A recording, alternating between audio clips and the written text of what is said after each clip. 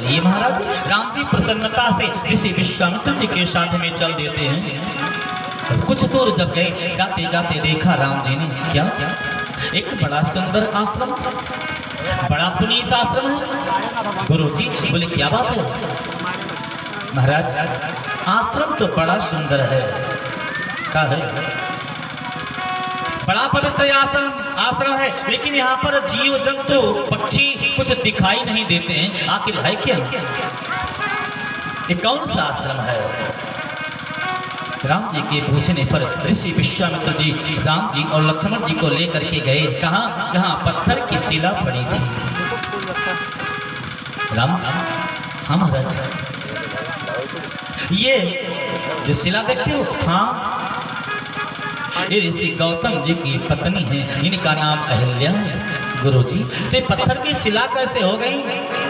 विश्वामित्र जी ने कहा, एक बार देवराज इंद्र ने छल करके इनका पतिव्रत धर्म नष्ट कर दिया था। ऋषि गौतम जी क्रोधी हो गए और क्रोधावेश में आकर के श्राप दे दिए, तो पत्थर हो जा। ठीक महाराज, ये पत्थर हो गई। अब क्या होगा कि जिस दिन से पत्थर हो गई, गौतम ऋषि महाराज यहाँ से चले गए, अब यहाँ कोई जीव जंतु नहीं आता है। राम जी, आपको कुछ करना पड़ेगा। बोले क्या करना होगा? ये कुछ मांग रही है। बोलो क्या मांग रही महाराज? ये है गौतम नारी श्राप बस उपलो देह धरि धीर, और आपके चरण कमल रज चाहती, कृपा करो रघुवीर। महाराज, ये आपके चरण कमल दाहिने पैर के धूले को चाहती हैं, इनका कल्याण हो जाएगा। बोले नहीं महाराज, क्यों? आपने कहा ऋषि गौतम की ये पत्नी है, एक तो संत, एक तो ब्राह्मण, दूसरे संत और तीसरे ब्राह्मणी, ये नारी स्त्री है, और स्त्री पर हम सूर्यवंशी जो रघुवंशी हैं, हमारे रघुवंशी का खानदान है। हमारे रघुवंशी के खानदान में है महाराज कि नारियों के ऊपर ब्राह्मण की सेवा करें, और हम अपने पांव को ब्राह्मणी को स्पर्श कैसे करा सकता हूँ? बोले नहीं महाराज, आपके चरण की धूली लग जाएगी, ये पत्थर से नारी बन जाएगी, कल्याण हो जाएगा इसका। तो आपका तो अवतार इस भूतल पर इसलिए हुआ है कि आप जन कल्याणार्थ यहाँ अवतरित हुए हैं। बोले रामचंद्र भगवान की जय हो जी। यदि आपका आदेश है तो लो, जो आप कहते हैं उसको करने के लिए हम तैयार हैं। बस भगवान श्री रामचंद्र जी ने अपना दाहिना पैर उस पत्थर की शिला में लगाया, तुरंत चमत्कार हो गया। क्या? परशत पद पावन शोक नाशावन, तब तो सही। परशत पद पावन शोक नाशावन, तब तो सही। जैसे राम जी ने दाहिने पैर को स्पर्श कराया, पत्थर की शिला गायब और उससे नारी प्रकट हो गई। आंखें खोल करके देखा, सामने कौन है? देखत रघुनायक जन सुखदायक, सन्मुख होई कर जोरी रही। देखत रघुनायक जन सुखदायक, सन्मुख होई कर जोरी रही। राम जी को देखते ही, सामने देखा राम जी खड़े हैं, और राम जी को देखते ही देखते हाथ जोड़ लिया अहिल्या ने, और हाथ जोड़ने के बाद हुआ क्या? अति प्रेम अधीरा पुलक शरीरा, मुख नहीं आवई वचन कही।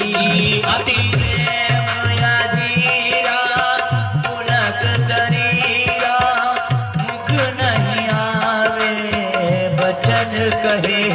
अतिशय बड़ भागी शरण लागी, जुगल नयन जल धार बही। अति भय पड़ लागे जल नहीं लागे जुगल नयन जल धार बहे। आज गौतम ऋषि की पत्नी अहिल्या पत्थर के रूप से उद्धार होकर के नारी हो गई। राम जी को देख करके आज बार बार चरणों पर गिरती हैं और कहती हैं महाराज आज आंखों से आंसू झरझर झरझर गिर रहा है, बोल नहीं पाती हैं अहिल्या।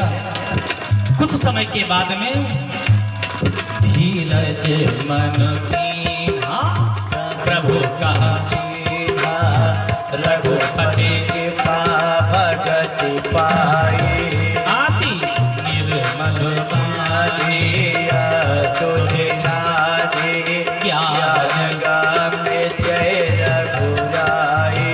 हे महाराज कहाँ तो आप दीनबंधु दुखियों के दुख को सुन करके दूर करने वाले हो, कहाँ मैं नारिया पावन प्रभु जग पावन रावण रे भोजन सुखदाई राजीव विलोचन भव भय मोचन पाहि पाहि शरण हिलाई। कहाँ तो आप महाराज, कहाँ मैं आप पवित्र नारी, आपके सामने मैं कौन हूँ?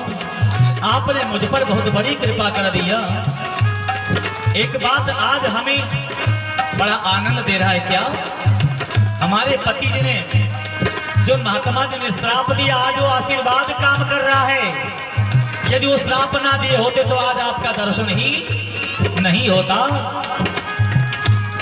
मुनि श्राप जो दीना अति भलो कीना परम अनुग्रह मैं माना।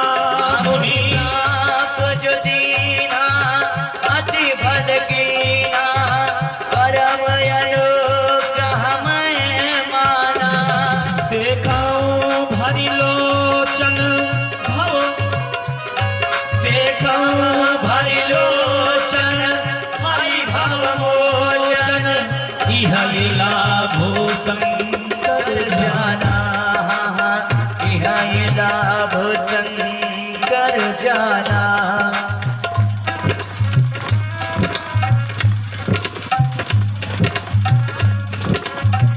इह लाभो शंकर जाना। इह लाभ शंकर जाना। हे महाराज महात्मा ने श्राप दिया, आशीर्वाद हो गया। आज आपका दर्शन कर रही हूँ, मैं धन्य हो गई। बड़ा सुंदर हमको लाभ प्राप्त हुआ उस श्राप का। इसलिए महाराज विनती प्रभु मोरी मैं मति भोरी नाथ नमागम पद मोरे मैं मत भोरे नाथ नमागो बरयाना। पद कमल परागार से अनुरागा मम मन मधुप करे पाना। सरिता परम पुनीता प्रगट भई शिव शेष धरी। सोई पद पंकज जहि पूजत अज मम सिर धर मुख पाल हरि। सोई पद पंकज जहि पूजत अज मम सिर धर मुख पाल हरि। आहा मम सिर धर मुख पाल हरि जय मम सिर धर मुख पाल हरि। महाराज जिस पद की पूजा समस्त अजमानी ब्रह्मा जी समस्त देवता जिनकी पूजा करते हैं वही पर आज मेरे सिर पर आपने रख दिया। मैं धन्य हो गई और मेरा कृतार्थ हो गया, कल्याण हो गया मेरा। यही भांति सिधारी गौतम नारी बार बार हरि चरण परी। जो अति मन भावा शो बर पावा गय पति लोक आनंद भरी। भगवान को प्रणाम करके बार बार परिक्रमा करके और जहाँ इनके पति देवता थे उसी धाम को चली गई। अस प्रभु दीन बंधु हरि कारण रहित दयाल तुलसीदास सठ ते ही भजो छाड़ी कपट जंजाल। श्री गोस्वामी तुलसीदास जी महाराज कहते हैं ऐसे दीनबंध भगवान जो दिन दुखियों के दुख को दूर करने वाले हैं, अरे पगले उनको छोड़ करके तू किसकी शरण में जाएगा, कहाँ तेरा कल्याण होगा। और बाबा ने कहा कि हम केवल एक बात चाहते हैं, क्या कि आसरा इस जहां का मिले ना मिले, आसरा इस जहां का मिले ना मिले, मुझे तेरा सहारा सदा चाहिए। आसरा इस जहां का मिले ना मिले, मुझे तेरा सहारा सदा चाहिए। आसरा इस जय हो, आसरा इस जहां का मिले ना मिले, मुझे तेरा सहारा सदा चाहिए। सबका ये इस जहां का मिले ना मिले, मुझे तेरा सहारा सदा चाहिए। आसरा इस जहां का मिले ना मिले, मुझे तेरा सहारा सदा चाहिए। चांद तारे जय जय, चांद तारे फलक पर दिखे ना दिखे, चांद तारे फलक पर दिखे ना दिखे, मुझे तेरा नजारा सदा चाहिए। चांद तारे फलक पर दिखे ना दिखे, मुझे तेरा नजारा सदा चाहिए। आसरा इस जहां का मिले ना मिले, मुझे तेरा सहारा सदा चाहिए। आसरा इस जहां का मिले ना मिले, मुझे तेरा सहारा सदा चाहिए। और हे महाराज यहाँ खुशियाँ है कम और ज्यादा है गम, यहाँ खुशियाँ हैं कम और ज्यादा है गम, यहाँ खुशियाँ है कम और ज्यादा है गम, यहाँ खुशियाँ हैं कम और ज्यादा है गम, जहाँ देखो वहीं पर भरम ही भरम, जहाँ देखो वहीं पर भरम ही भरम। मेरी चाहत की दुनिया बसे ना बसे, मेरे दिल में बसेरा सदा चाहिए। मेरी चाहत की दुनिया बसे ना बसे, बसेरा सदा चाहिए। मेरे चाहत की दुनिया बसे ना बसे, मेरे दिल में बसेरा सदा चाहिए। मेरे चाहत की दुनिया बसे ना बसे, दिल में बसेरा सदा चाहिए। आसरा इस जहां का मिले ना मिले, मुझे तेरा सहारा सदा चाहिए। हो आसरा आसरा इस जहां का मिले ना मिले, मुझे तेरा सहारा सदा चाहिए। हे महाराज, इस संसार सागर का रास्ता कैसे है और मेरी चाल कैसे है।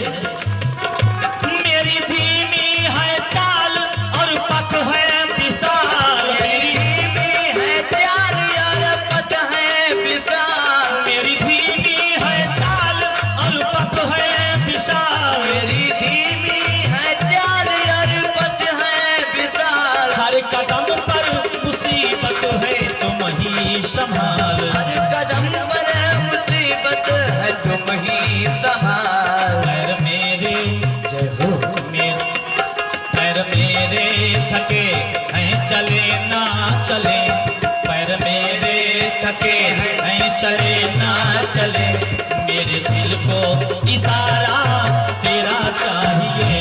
पैर मेरे थके हैं चले ना चले, मेरे दिल को इशारा तेरा चाहिए। पैर मेरे थके हैं चले ना चले, पैर मेरे थके हैं चले ना चले, मेरे दिल को इशारा तेरा चाहिए। आसरा इस जगत का मिले ना मिले, आसरा इस जहां का मिले ना मिले, मुझे तेरा सहारा सदा चाहिए। आसरा इस जहां का मिले ना मिले, तेरा सहारा सदा चाहिए।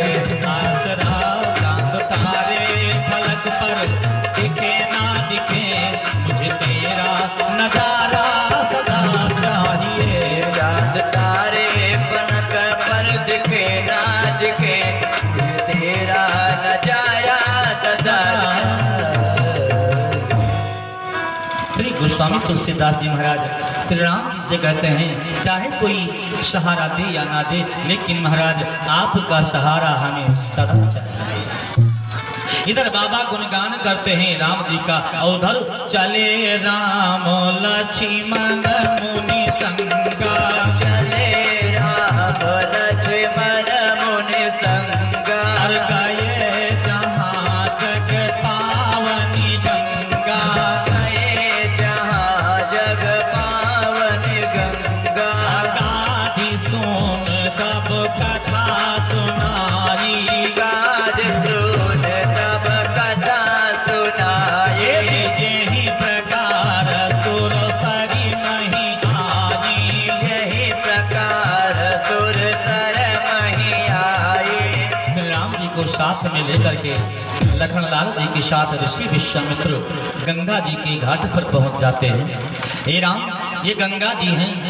महाराज श्री राम जी ने पूछा, गुरुजी ये गंगा जी इस भूतल पर आई कैसे? तो बताने लगे ऋषि विश्वामित्र, आपके पूर्वज में एक राजा थे जिनका नाम था सगर। राजा सगर के पुत्र थे असमंजस। असमंजस जब बड़े हुए तो अपनी प्रजा को सताने लगे। प्रजा आकर के राजा सगर से उनके बेटे का उलाहना देती है। एक बार नाराज होने के बाद में असमंजस को अपने राज्य से निकाल दिया महाराज सगर ने। उनके बेटे थे अंशुमान। उनके बेटे थे अंशुमान। तो अंशुमान अपने राज्य का देखभाल करते थे, लेकिन महाराज राजा सगर के दो पत्नी थी। इन दोनों पत्नियों के कोई संतान नहीं था। एक दिन भृगु महाराज जी आए और उनके पैरों पर पड़ गए राजा सगर। हे गुरुदेव, हमारी जो पत्नी है दो, इन दोनों पत्नियों के कोई संतान नहीं है, कृपा करके आप हमें संतान दे दीजिए। महाराज भृगु ने कहा कि राजन, वैसे तो आपके भाग्य में संतान का सुख लिखा ही नहीं है, पुत्र का सुख नहीं लिखा है, लेकिन आप नहीं मानते हैं तो लो, मैं तुम्हें पुत्र देता हूँ। लेकिन तुम्हारे दो पत्नियां हैं, ध्यान दे करके सुनना। एक से एक पुत्र पैदा होगा, जो वंश बढ़ाने वाला होगा उन्हीं के द्वारा वंश चलेगा, और 1 से 60,000 पुत्र पैदा होंगे जिनसे कोई कुल चलेगा ही नहीं। अब तो बड़ी रानी सोचती है कि मैं एक पुत्र चाह लूं, अच्छी बात है, और छोटी रानी सोचती हैं यदि अकेला बेटा मेरे हो गया तो बड़ी रानी के 60,000 पुत्र होंगे और मेरे बच्चों को मार देंगे। हे परमात्मा, हे भगवान, बड़ी रानी हैं, ये बड़ी हैं, पद पहला इनका है तो एक पुत्र मांग लें, कहीं 60,000 ना मांग लें। हुआ वही। बड़ी रानी जो केशिनी थी, उन्होंने कहा गुरुदेव हमको एक बेटा चाहिए, कुल तो चलाएगा। अब तो छोटी रानी का फैसला हो गया 60,000 बच्चे का। देखो महाराज, धीरे धीरे समय व्यतीत हुआ, दोनों रानियां गर्भवती हुई और एक से एक बेटा पैदा हुआ, जिनका नामकरण हुआ तो असमंजस नाम पड़ा। और 1 से 60,000 एक तुम्बी पैदा हुई, और धीरे धीरे उस तुम्बी का मुख खुला और चींटी की तरह उसमें से बच्चे निकलने लगे। 60,000 बच्चे पैदा हुए। राजा सगर ने तेल का घड़ा मंगवा करके इन बच्चों को उसी तेल के घड़े में डाल दिया। ये बच्चे धीरे धीरे बड़े हो गए, पलने लगे। जब ये दोनों बच्चे बड़े हो गए, असमंजस को देश से निकाल दिया। अंशुमान जी उनका बेटा था, वो अपने पिता के यहाँ बढ़ने लगा। लेकिन महाराज तब तक राजा सगर ने अश्वमेध यज्ञ किया। अश्वमेध यज्ञ में घोड़ा छोड़ा जाता है, उसके गले में एक पत्र लिख करके बांध दिया जाता है कि जो मुझसे हार मानते हो कोई बात नहीं, और जो मुझसे हार नहीं युद्ध करना चाहते हैं वो घोड़े को रोक लें और हमारी सेना उसके पीछे है, युद्ध करेगी। विजय हो जाएगी तब घोड़ा आगे जाएगा। इस प्रकार घोड़े को छोड़ दिया राजा सगर ने। घोड़ा जाते जाते अनेक राजाओं को जीतते हुए जा रहा था। तब तक देवराज इंद्र को भय लग गया और देवराज इंद्र चुपके से आकर के उस घोड़े की चोरी करके सज्जनों ले गए महाराज कपिल मुनि के आश्रम में बांध दिए। और जब कपिल मुनि के आश्रम में बांध दिए, घोड़ा ना मिला, बहुत खोजे घोड़ा को, घोड़ा नहीं मिला। राजा सगर ने अपने 60,000 पुत्रों को कहा कि बेटा जाकर के धरती को खोदते खोदते और चारों तरफ घोड़े को खोजिए। अब ये बच्चे खोजना प्रारंभ कर दिए। धरती को खोदते खोदते पूरब, दक्षिण, पश्चिम, उत्तर दिशा जब खोदते खोदते गए तो वहां देखा क्या, एक संत के आश्रम में घोड़ा बंधा हुआ था। संत के आश्रम में घोड़ा बंधा हुआ था। और जैसे उस घोड़े को संत के आश्रम में देखे 60,000 बच्चों ने कहा, कुछ ने कहा अरे ये तो बड़ा ढोंगी बाबा है, करता है चोरी। मेरे पिता के घोड़ों को चोरी करा करके बांध लिया है और फिर नेत्र बंद करके ढोंग रच रहा है। और एक ना कहा इसको मारिए, ये मारने के पात्र हैं। और जितने बच्चे थे सब उल्टा सीधा कहने लगे। अपनी कुटिया पर कोलाहल सुन करके महाराज कपिल मुनि की आंखें खुली। और आंखें खुली जैसे और देखा क्रोधावेश में 60,000 बच्चे जल करके वहीं राख हो गए।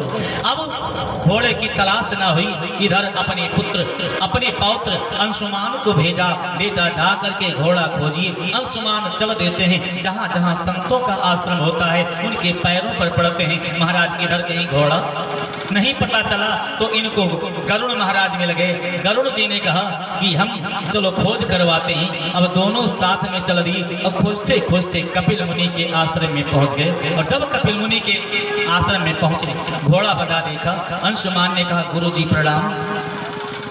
कपिल मुनि आंखें खोल करके देखे, अंशुमान एक राजा का बेटा है।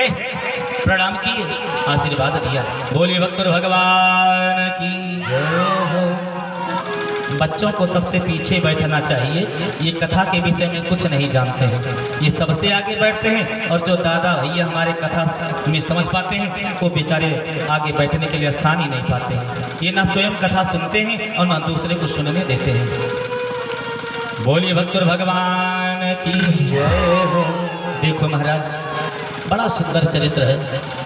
ये अंशुमान जी जा करके प्रणाम किए, गुरुदेव प्रणाम, आशीर्वाद देता। गुरुजी ये घोड़ा आपके आश्रम में कैसे आ गया? ये तो मेरे पिताजी अश्वमेध यज्ञ कर रहे थे, उन्होंने ये घोड़ा छोड़ दिया था और ये आपके आश्रम में यहाँ आ कैसे गया?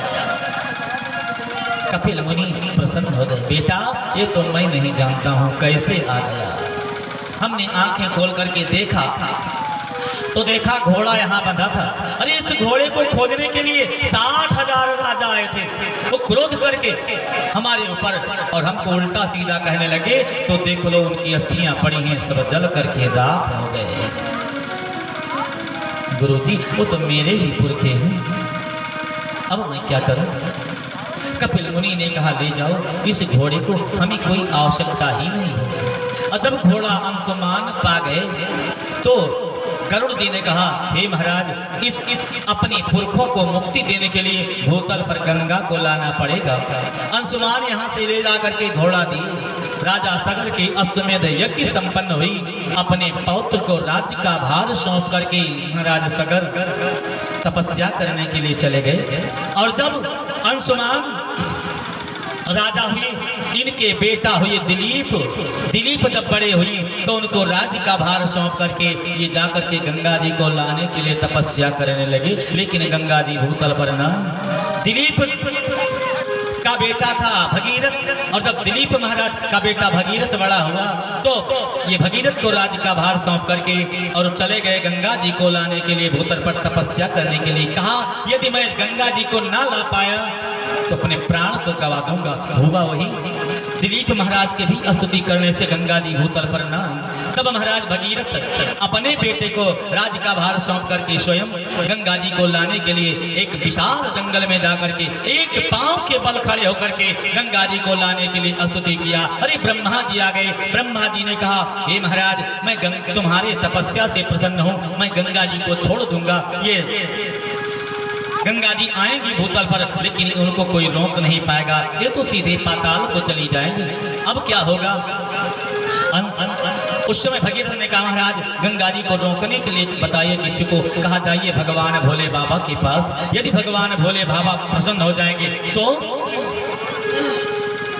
गंगा जी को रोक लेंगे। अब वहां से चल करके भगीरथ भगवान भोले बाबा की स्तुति करने लगे। हे महाराज, हे भोले बाबा, मैं आपको जानता हूँ, सारा संसार आपको जानता है कि झोली भांग से भरोरी, झोली झोली भांग से भरियोरी, भोला दानी लागे, महादानी लागे, मोहे मीठो मीठो शिव जी के बानी लागे। झोली भांग से भरियोरी, भोला दानी लागे, महादानी लागे, मोहे मीठो मीठो शिव जी को बानी लागे। झोली भांग से भरियोरी, भोला दानी लागे, महादानी लागे, मोहे मीठो मीठो शिव जी के बानी लागे। झोली भांग से भरियोरी, भोला दानी लागे, महादानी लागे, मोहे मीठो मीठो शिव जी को बानी लागे। गौरा के स्वामी की बानी, भक्तों के मन मानी, गौरा के स्वामी की बानी, भक्तों के मनमानी, भूत प्रेत और काल डाकिनी, भूत प्रेत और काल डाकनी, चाल चले मस्तानी, प्यार प्यार भक्तों को देवे, शिव जी दानी लागे, महादानी लागे, मोहे मीठो मीठो शिव जी के बानी लागे। झोली भांग से भरियोरी, भोला दानी लागे, महादानी लागे, मोहे मीठो मीठो शिव जी को बानी लागे। हर ही पाप संताप सदा श्री, ये भोला भंडारी, हरहि पाप संताप सदा श्री, भोला भंडारी, गौरानाथ सनाथ सहायक, भोलानाथ सनाथ सहायक, करुणा सिंधु फरारी, शिव जय शिव नाम से सफल जिंदगानी लागे, जिंदगानी लागे, मोहे मीठो मीठो शिव जी के बानी लागे। झोली भाग से भरियोरी, भोला दानी लागे, महादानी लागे, मोहे मीठो मीठो शिव जी को बानी लागे। जय हो।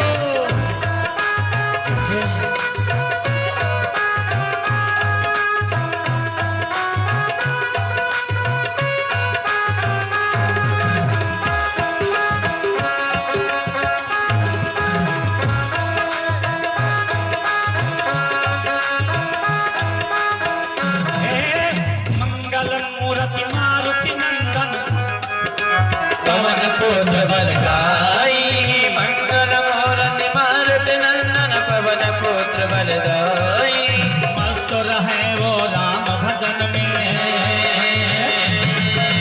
श्री राम जय राम जय जय राम, श्री राम जय राम जय जय राम, श्री राम जय राम जय जय राम, श्री राम जय राम जय जय राम। मस्त रहे वो राम भजन में, भक्तों के हितकारी, जय हनुमान हनुमान शिव जी के अवतारी लागे, अवतारी लागे।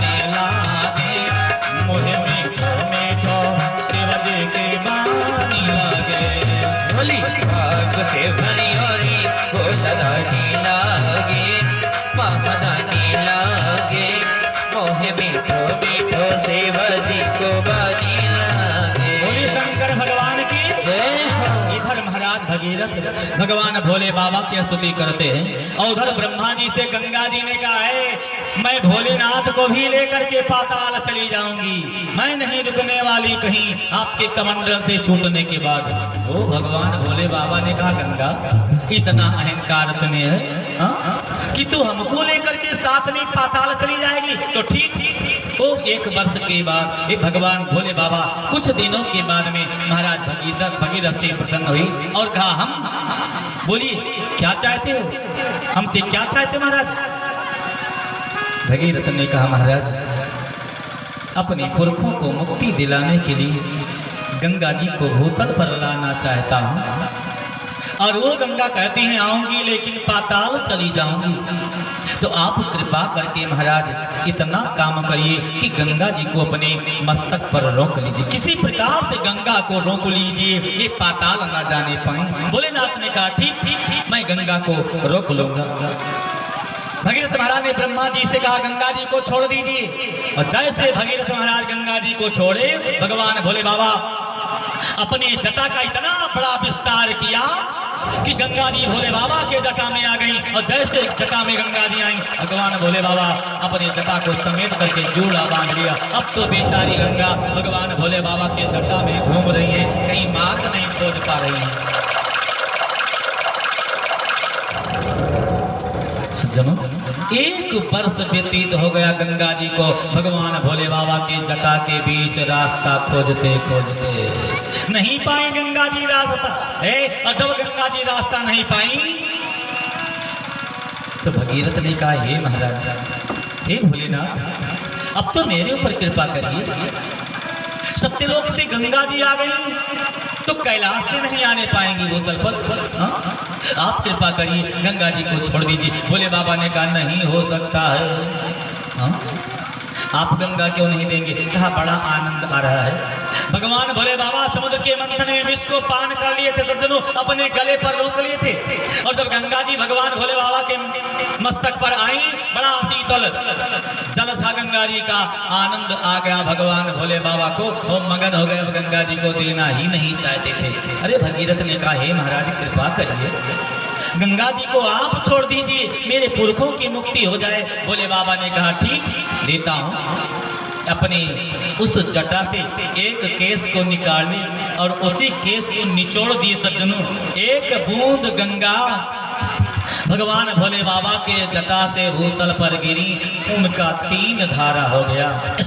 एक पाताल गंगा, एक आकाश गंगा और एक भूतल गंगा। एक बूंद से 3 धारा हुई, चली गई जरूर पाताल को गंगा जी।